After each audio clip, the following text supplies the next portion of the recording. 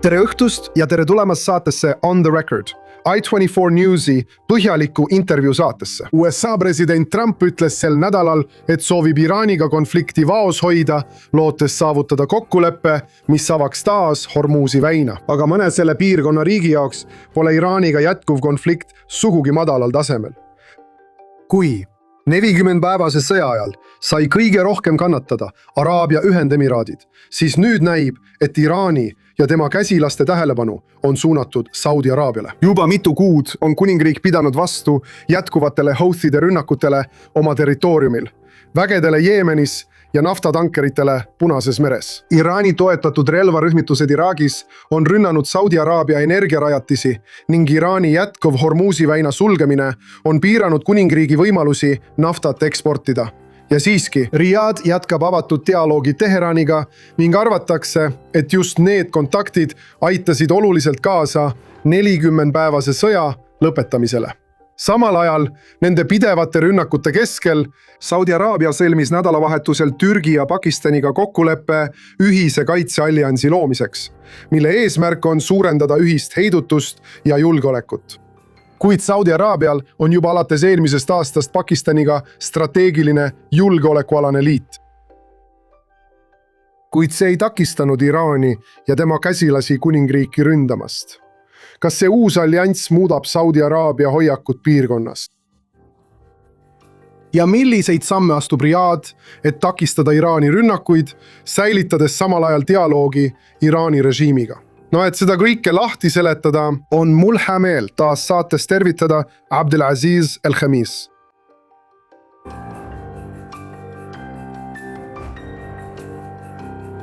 Abdelaziz on silmapaistev Saudi ajakirjanik. Ta on korduvalt Iisraeli külastanud, sealhulgas esinenud Knessetis, kus ta kutsus üles looma otseseid diplomaatilisi suhteid Iisraeli ja Saudi Araabia vahel. Abdelaziz Al-Khamis, aitäh veel kord, et liitusid minuga siin saates On the Record. Hea meelega, igal ajal. Nagu ma oma sissejuhatuses ütlesin, kuigi Iraan ei ründa praegu Saudi Araabiat otseselt, näib, et Teheran ja tema käsilased keskendavad oma rünnakuid Saudi Araabiale rohkem kui ühelegi teisele riigile. Miks see nii on? See on omamoodi surve Saudi Araabiale ja laheriikidele, et kasutada oma mõjuvõimu või mõju Washingtonis, et survestada Ameerikat ja Trumpi mitte rünnata Iraani. Ja ma arvan, et neil see õnnestub iraanlastel. Neil õnnestus siis, kui Trump peatas oma operatsiooni, selle suure operatsiooni, mida ta lubas teha. Ja nad mainisid, et Saudi Araabia ja teised laheriigid, nad palusid tal oma operatsioon nende vastu peatuda. Ma arvan, et iraanlased teavad täpselt, kuidas Saudi Araabia teiste piirkonna riikide ja Ameerika Ühendriikidega ümber käia. Ja ikkagi nad saavad palju plusspunkte, eriti kui nad kontrollivad Hormuzi väina. Aga nad ei ründa ühtegi teist riiki, Abdelaziz. Nad keskenduvad ainult Saudi Araabiale. Miks just Saudi Araabia välja valida? See on mitmetahuline. Hutid, neil on probleem Saudi Araabiaga, sest nad tahavad saada palju kasu. Eriti siis, kui Saudi araablased lõpetavad õhu- ja lennujaama blokaadi ja nad lubavad huutidel kasutada sana lennujaama tavapäraselt. Ja nad palusid Saudi Araabia vägedel Jeemenist lahkuda ja nad püüdsid ära kasutada Saudi positsiooni nõrkust Jeemenis ning Jeemeni probleeme Saudide ja teiste Lõuna-Jeemeni jõudude vahel. Ja sellepärast nad teavad täpselt, et on õige aeg Saudi survestada, kuid seni pole Saudid andnud hutidele seda, mida nad tahavad. Sellepärast hutid hakkasidki lõunas ründama. See pole ainult Iraaniga seotud.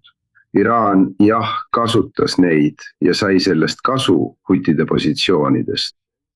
Aga see tuleb koos paljude märkidega. Asi on selles, et hutid, nad kasutavad aega, sõda ja kriisi, et saada kasu saudide ja teiste nõrkusest piirkonnas. Ja iraanlased kasutasid hutisid ning siin on veel palju aspekte. Tuleb ka teisi asju, näiteks Punane meri ja kuidas hutid püüavad aidata iraanlasi nende mängus.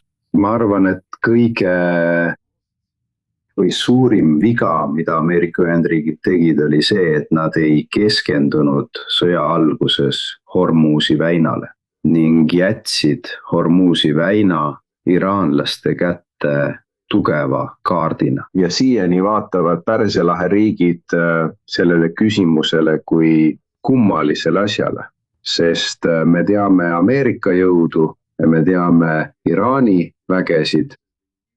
Nad kasutavad, kuidas seda nimetada, mitte eriti võimsaid sõjalisi tegevusi Hormuzi väinas. Ja sellepärast arvavad nad, et on palju asju, millele tuleb vastata, palju küsimusi.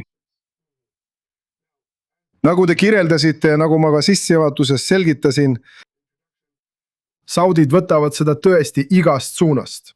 Ja Riadi vastus on olnud üsna kummaline pehmelt öeldes.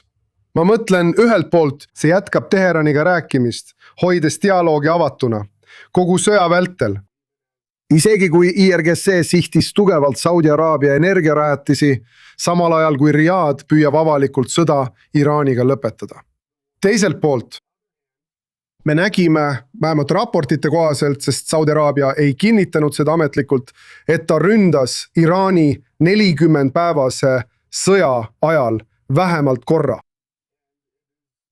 Ja suletud uste taga ütleb ta, et soovib näha islami režiimi eemaldamist Iraanis. Mis on siis Riadi strateegia Iraani suhtes? Keegi ei saa aru, mis on Riadi strateegia. Keegi ei saa aru, mida Riadi juhtkond tahab. Kõik küsivad, isegi Saudi araablased ise, mida riik tahab. Kas Iraan on vaenlane või sõber? Sest Saudi Araabial on juba Iraaniga kokkulepe ja seda kokkulepet ei ole Saudi araablased lõpetanud. Isegi iraanlased ründavad neid.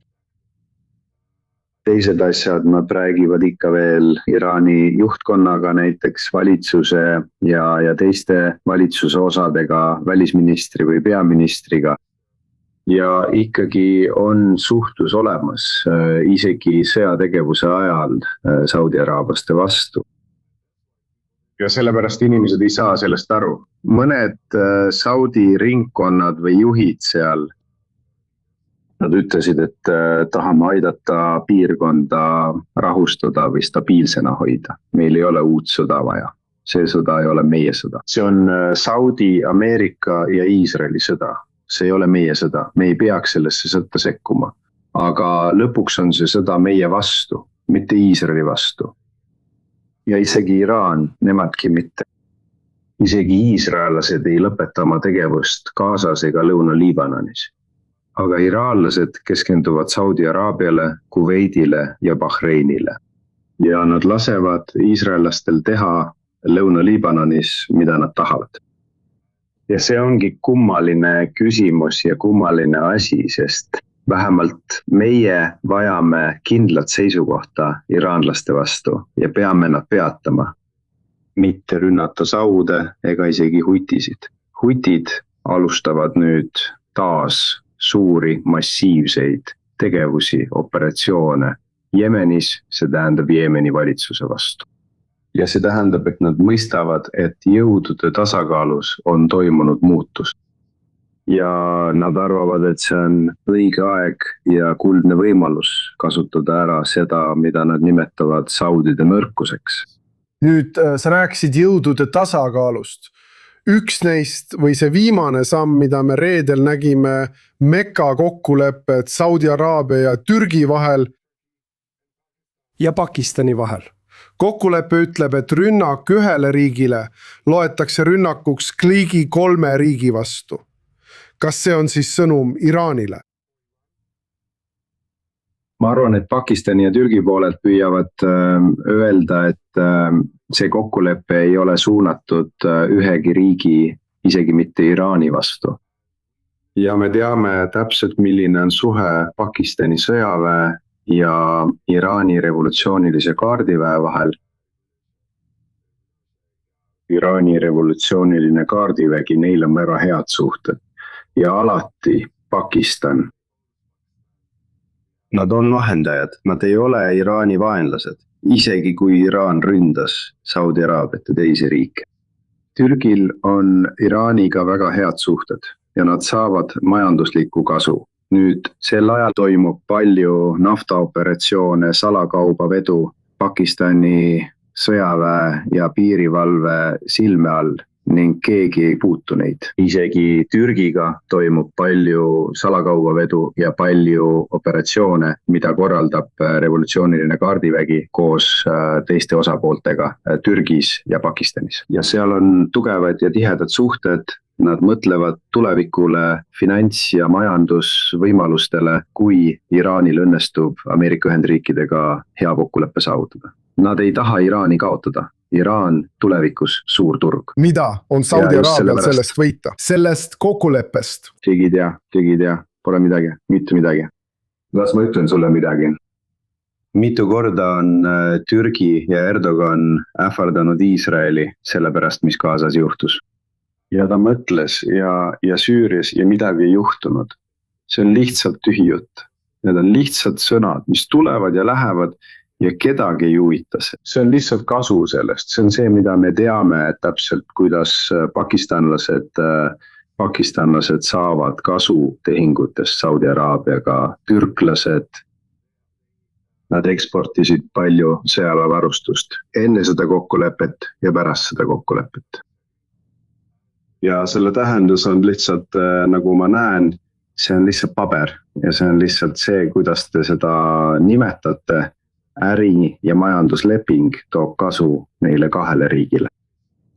Aga Abdullah siis, vabandust, et ma vahele segan. Aga kas Saudi Araabia on siin naiivne?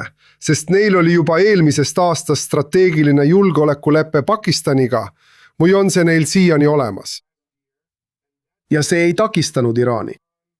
Hutid, Iraani toetatud relvarühmitused Iraagis, mitte ainult ei rünnanud Saudi Araabiat märkimisväärselt, vaid jätkasid rünnakuid ka pärast lepingu allkirjastamist. Nii et ilmselgelt heidutust nad sellest ei saa. Aga reaalselt, mida nad arvavad, et nad sellest saavad? Mitte midagi, Saudi araablased, nad ei saa sellest midagi kasu, ainult sõjalist toetust ja seda saavad nad ka ilma selle lepinguta. Mekas sõlmitud lepingupäeval ründasid Houthid Jazani rafineerimistehast ja naftarajatisi Saudi Araabias. Keegi ei peata seda. Iraan ütles, et nemad ei tee seda, Houthid teevad seda. Te peaksite oma probleemid Houthidega ise lahendama. Kuidas sa lahendad probleemi Houthidega? Kas jätad kogu Jeemeni Houthidele?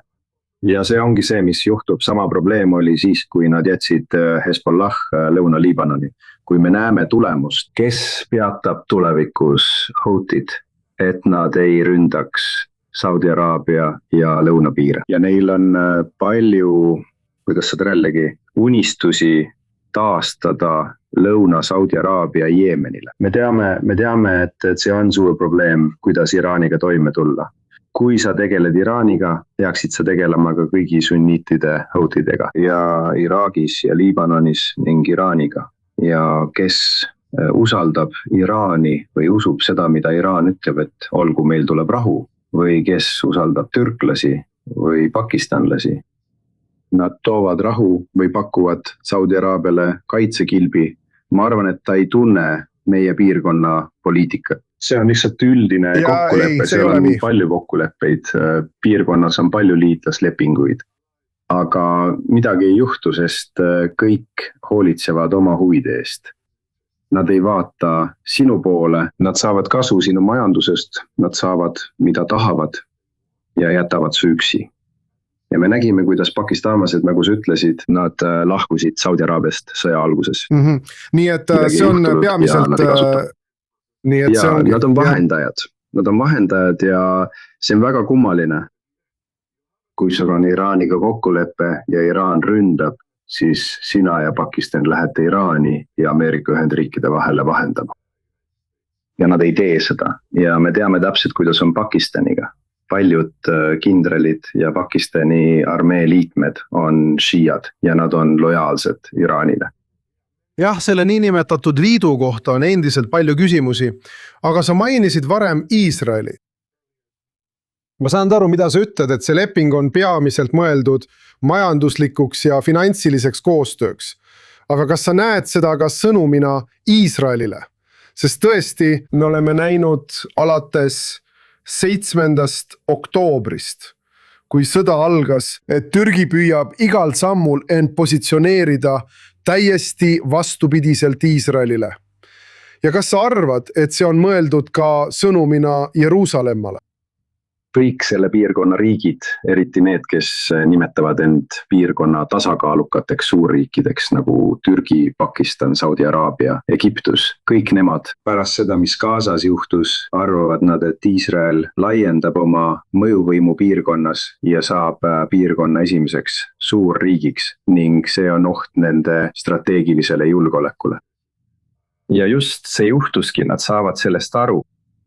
Minu arvates saavad nad kõigest valesti aru, kui 2023 aasta 7. oktoobril see juhtus. See on iraanlaste sõnum saudidele, et nad ei läheks liiga kaugele suhete normaliseerimisega Iisraeliga. Nad tegid seda, nad võitsid, nad peatasid normaliseerimise ja nad muutsid oma seisukohta. Ja see muutis otsekohe Saudi Araabia positsiooni rahu poole liikumiselt Iisraeli poole, hoopis Iisraeli vastu ning nad hakkasid vaatama Gazat kui üht põhjustest. Ja isegi kui Trumpi administratsioon on palju proovinud rahu saavutada ja Saudit läbirääkimiste laua taha tuua, ta pole siiani suutnud seda teha.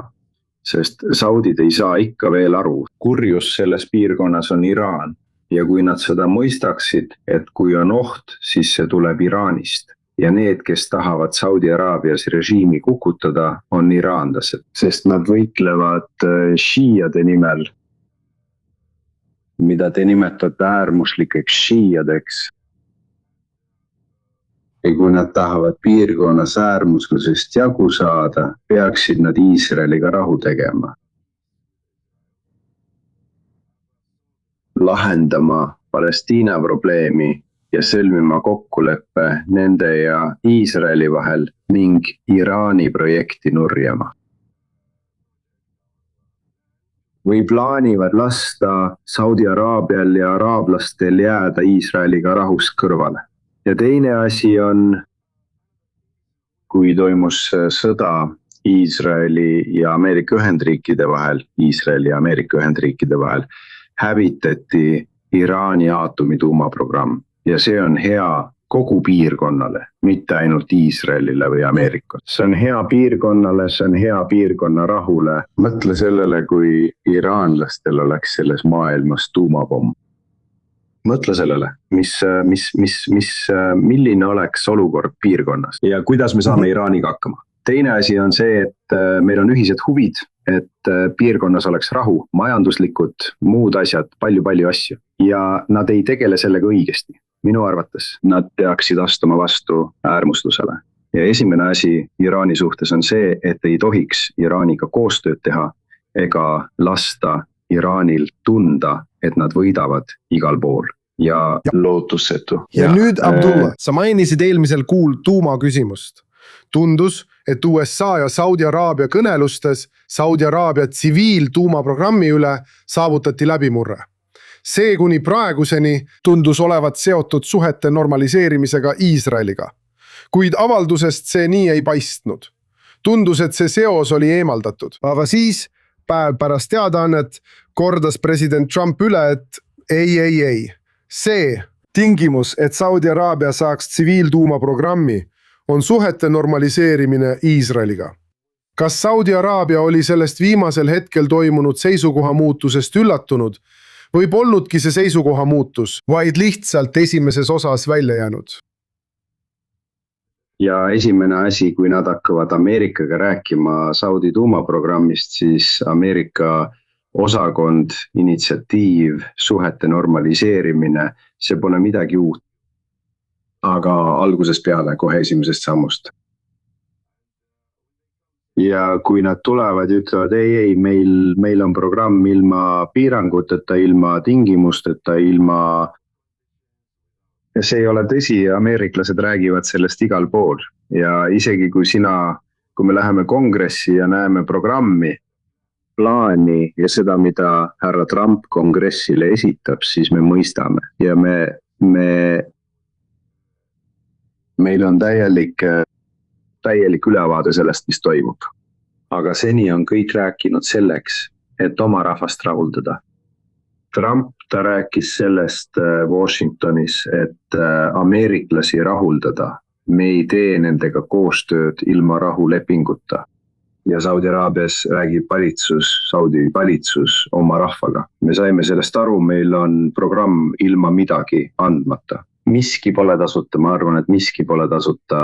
Kas sa arvad, et Saudi Araabia ja laheriigid on pettunud? Nad on president Trumpi peale sõja ja sõja läbiviimise pärast pettunud. Nad jäid segaste või keeruliste sõnumitega.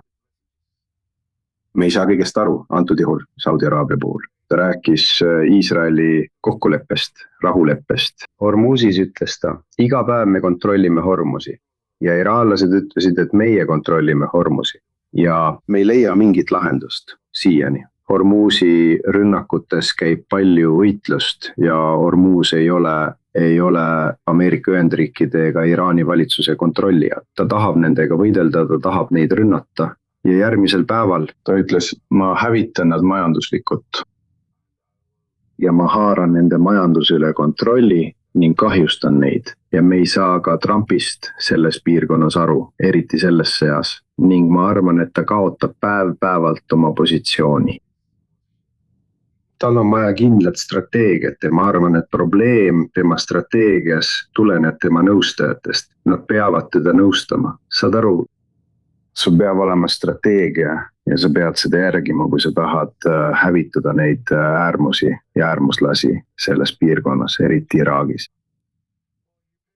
Sa kirjeldad väga ebasoodsat pilti. Ma võin öelda, et Saudi Araabial ei ole strateegiat või sidusat strateegiat. Ja Kõik. USA strateegia tekitab piirkonnas pettumust. Ma arvan, et selle radikaliseerunud režiimiga edasiliikumine on väga muret tekitav. Aga me peame nüüd liikuma saate viimase osa juurde. See on kiire küsimuste voor. Ma näitan sulle 3 pilti ja sina ütled mulle esimese asja, mis pähe tuleb. Ja esimene pilt on otsene jätk sellele, kus meie vestlus just pooleli jäi. See on USA president Donald Trump. Ma arvan, et karistust ei ole. Ei. Piirkonnas pole tegelikku võimu. Võim on vähenenud. Huvitav. Hästi, teine pilt. See on Pärsia lahe koostöönõukogu GCC kohtumine juunis koos USA välisministri Marco Rubio võõrustamisega Manamas. Isegi selline strateegia pole, ainult sõnad ja pole plaani, pole ühtset tahet. Ole ühtset rindejoont vaenlaste ja ründajate vastu. Igal riigil on oma strateegia ja nad räägivad ühtsest lahe strateegiast, aga see ei paista sugugi ühtne olevat. Jah või ei? Kas Pärsia lahe koostöönõukogu on tänapäeval endiselt asjakohane? See on muutumas Araabia liiga sarnaseks. Mitte midagi, ainult kohtumised ja sõnad. Hästi. Ja päeva viimane pilt. Siin on Saudi kroonprints Mohammed bin Salman koos Türgi presidendi Recep Tayyip Erdoganiga. Raha. Ainult raha. Tegelikku koostööd ei ole. Tõelisi sõpru ei ole. Meie vennad, see tähendab ainult seda, kui palju sa mulle maksad. Kuidas see aitab Saudi Araabial selles ebastabiilses piirkonnas edasi liikuda, kui otse üle väina on kõige ohtlikum riik piirkonnas? Saudi Araabia peaks naasma GCC riikide juurde. Tuleks koostada hea ja tugev strateegia Iraani vastu. Ühendada laheäärsed riigid ja koondada GCC riigid enda selja taha. Võttes toetust teistelt maailma riikidelt. ehitada üles väga tugev kaitsekilt koos Araabia Ühendemiraatide ja teiste riikidega. Ja teine asi, nad peaksid poliitikas unistused kõrvale jätma ning mõistma, et keegi ei aita neid. Nad peavad iseenda aitama. Noh, Abdullah siis, see oli väga kainestav vestlus. Me peame siin lõpetama, aga ma tahan sind veel kord tänada, et sa täna õhtul minuga liitusid ja oma väga huvitavaid mõtteid jagasid. Vaadake meid jälle järgmisel nädalal saates On the Record. Tänase osa ja kõik varasemad saated leiate YouTube'ist ja Spotify'st. Aitäh, et vaatasite!